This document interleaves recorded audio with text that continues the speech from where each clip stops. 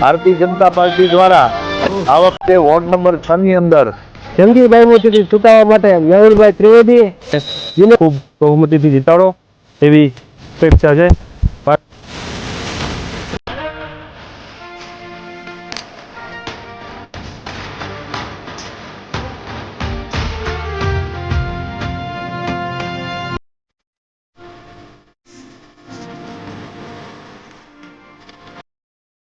હું Mehul Kishorbhai Trivedi ward number 6 માંથી ઉમેદવારી ભારતીય જનતા પાર્ટી તરફથી કરવામાં આવી છે. મારી સાથે નગમાબેન, દિનેશભાઈ અને કાજલબેન એમ અમારી 4 જણની ભારતીય જનતા પાર્ટીની પેનલ છે અને પેનલમાં સૌ મતદારો મતદાન કરે એવી નમ્ર અપીલ કરું છું.